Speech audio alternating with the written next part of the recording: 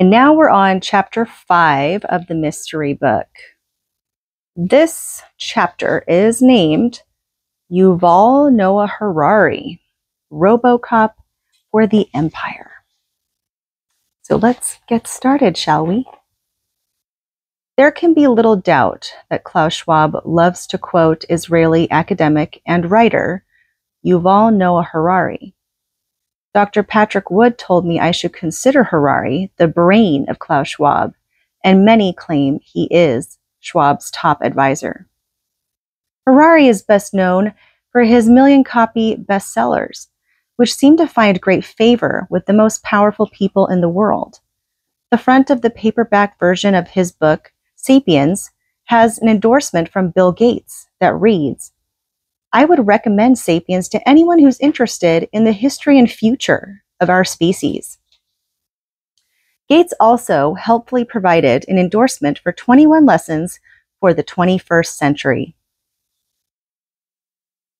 Writing offers a helpful framework for processing the news and thinking about challenges we face.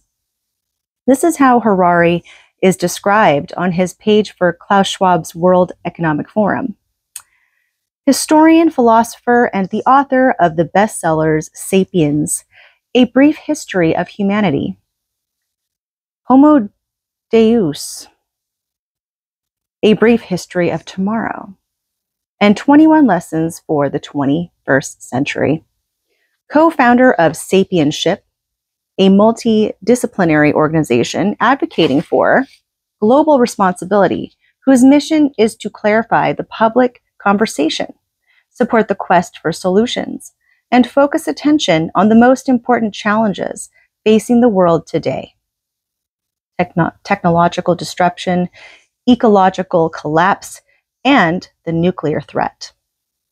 2002, PhD, University of Oxford lecturer, Department of History, Hebrew University of Jerusalem. Books have sold more than 20 million copies worldwide. Research focuses on macro historical questions such as, what is the relationship between history and biology? What is the essential difference between Homo sapiens and other animals? Is there justice in history? There can be little doubt of Harari's intelligence. But what of his judgment? Is he wise in how he approaches things? Karl Marx was certainly of high intelligence, as his critique of the 19th century capitalism can still strike us as containing great truth. And yet communism has been responsible for untold suffering around the world. Like Marx, Harari seeks to remake society, professing a unique reinterpretation of history, which better suits his aims. It has been said that if you control the past, you can control the future. I'm going to say that again. It has been said that if you control the past, you can control the future. Or if you can control the past, you can control the future. If you want to write it the way you want it, you can control how the outcome is. I just basically said that like 3 times. But that's a profound, very, very profound, and I think there is a lot of truth there. So, and that is what infects us today. Anyways, the first task before Harari is to convince you that your understanding of the past is flawed. And once he convinces you of that, it will be so much easier to move you to his desired future. When Schwab and his fellow globalists like to speak to people, they don't start with their plans. They like to lull you into a sense of wonder by telling you a lot of things you might not know.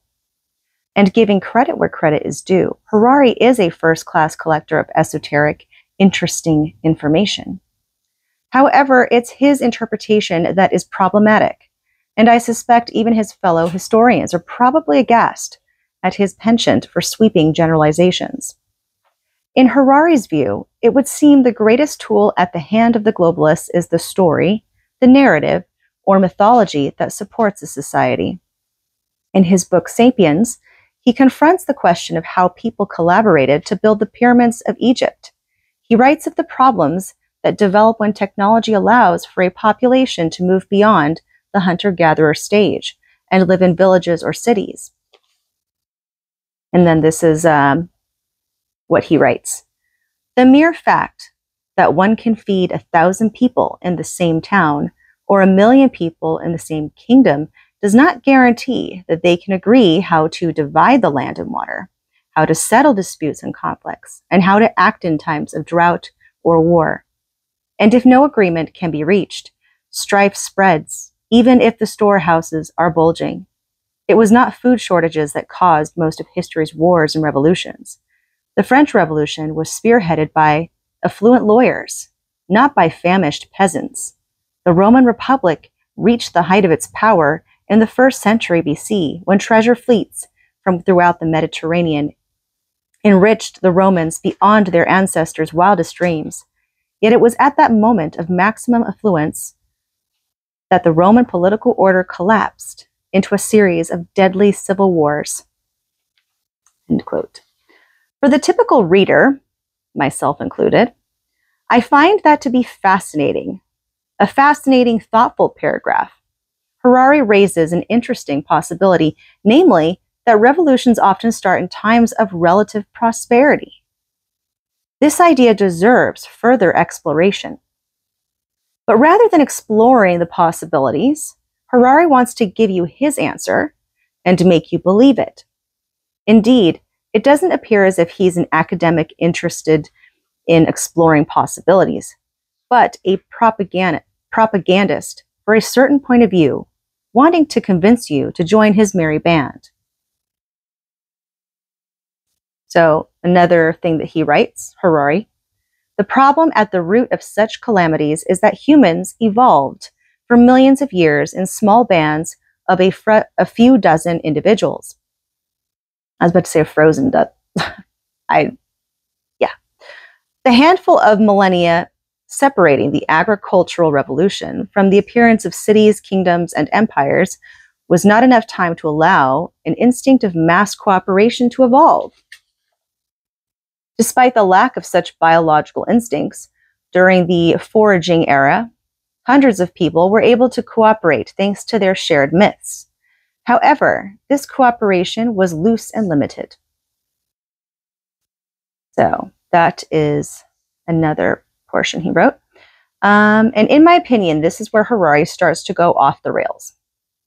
Or if you want to take a less charitable view, this is when he reveals how he wants to brainwash you. Does Harari genuinely believe that the French Revolution and the fall of the Roman Republic were due to a failure of mass cooperation, and that if these cultures only had a shared myth, they'd have survived their challenges? That seems like an enormous leap of logic, and one that most traditional historians would vigorously challenge. In this vein, it's interesting to read Harari's critical acclaim and see how few of his endorsements come from academic historians. Indeed, it seems to come mostly from the ranks of the elite, who might find themselves at a meeting of the World Economic Forum at Davos, Switzerland. Harari opens the door to asking the question of how people cooperated when they were members of a hunter-gatherer community. He asserts this is because they had shared myths. Did he not consider the possibility that if they did not cooperate, they were likely to perish? The typical hunter-gatherer community often lived on the razor edge of survival. In this context, I find myself agreeing with Harari that in these communities, decision-making was likely to be loose and limited. Let's simply assume that to be true. I return to the parable that started this book, the parable of Thag and Uther, the leader and the thinker. Let's imagine our small band living in a temporary village during the last ice age, when word spreads through the village that a saber-toothed cat has been seen prowling around the outskirts. The reports say the cat seems to be thin and undernourished. Thag, whatever. I'll just say Thag. Yeah, that's probably the right pronunciation. Anyway, Thag immediately wants to spring into action, saying, "It must be an old cat who can't hunt for regular food, and that's why He's coming close to the village. Let's get a few men together and kill it. But Uther has a different idea. It might be a mother with young cubs nearby. Maybe she looks thin because she's been feeding her cubs. If it's a mother, we'll need more than just a few warriors. Let's get a group together to observe. Then we can decide what we need to do. Again, a dialogue between the leaders and thinkers of the tribe comes up with a better, safer plan. It could be argued that the philosophy with which the United States was founded respects the wisdom of the loose and limited cooperation of a typical hunter-gatherer tribe. The best formulation I've heard of the concept of the United States is that we have majority rule, but minority rights. There are certain tasks in which it is essential to take action, such as building roads, taxes, providing education for the young, or having a military, although we have decided a volunteer military is preferable to a draft. But in most cases, we let people make their own decisions. Harari accepts the idea that it was loose and limited cooperation that enabled the success of the hunter-gatherer tribes, allowing them to settle in villages, then cities, and establish nations.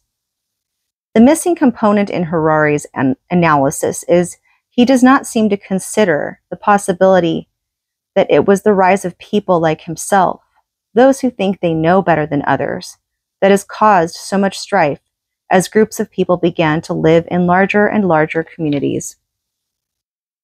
Harari argues that as groups of people became larger, the only thing holding them together was some sort of shared myth. Let's be honest about what Harari means when he says the word myth. In Harari's estimation, myths is just another word for lies, and yet he believes them to be socially useful fabrications. I believe it's in understanding exactly how Harari is defining words that it's made clear what a tyrannical dystopian world he wants to create. This is how he dismisses the Declaration of Independence. And this is what Harari writes.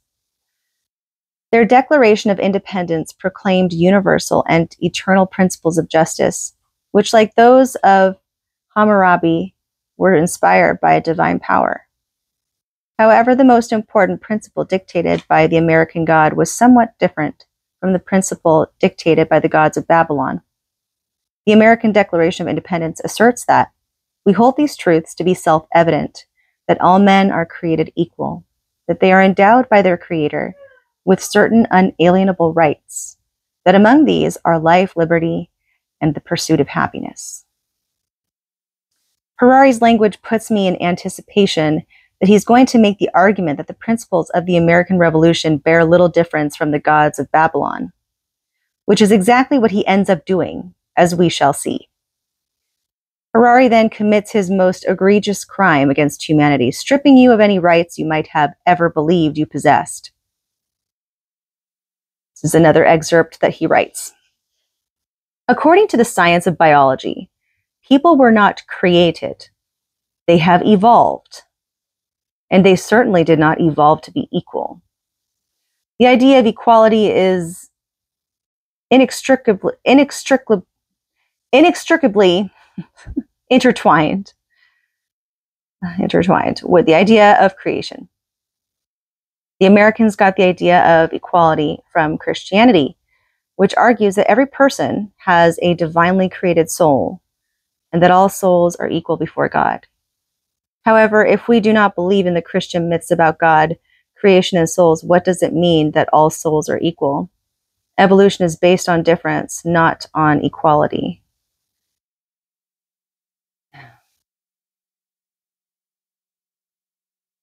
Yeah. Sounds very suspicious to me. Anyways. I'm just like thinking about what is being said here and dissecting it. Just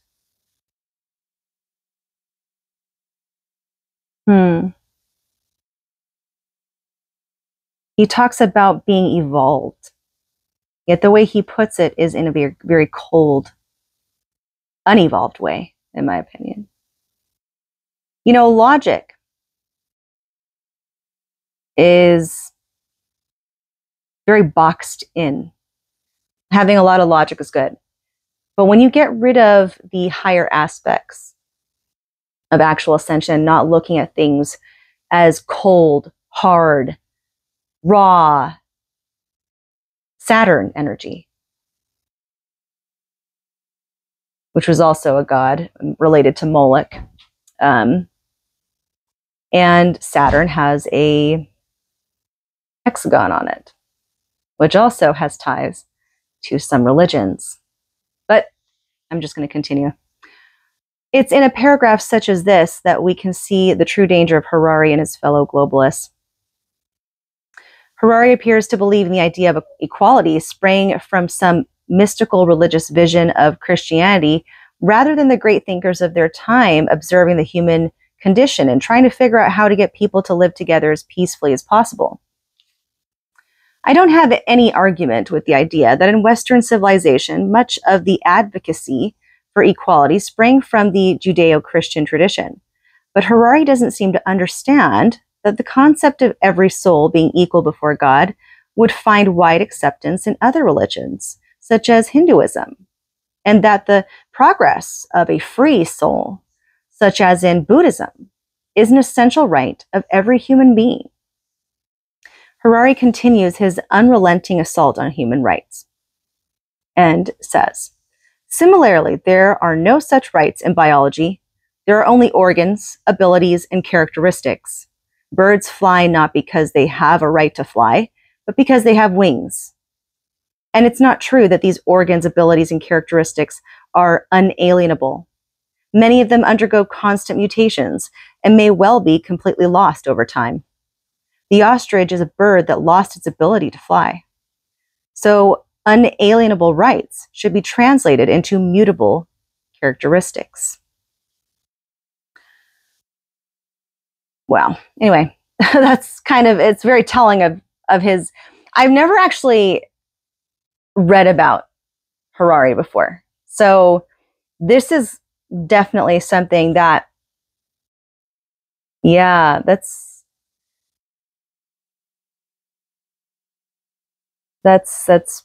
pretty frightening that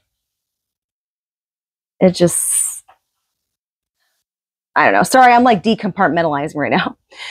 I don't believe it's too much of a stretch to say this is a paragraph that dangerously flirts with saying that humanity has no essential nature.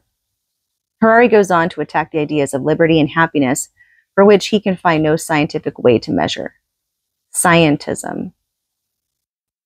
That's what I was thinking, and I couldn't think of the word, but that's what I was feeling, and that's the energy, the vibes, like scientism.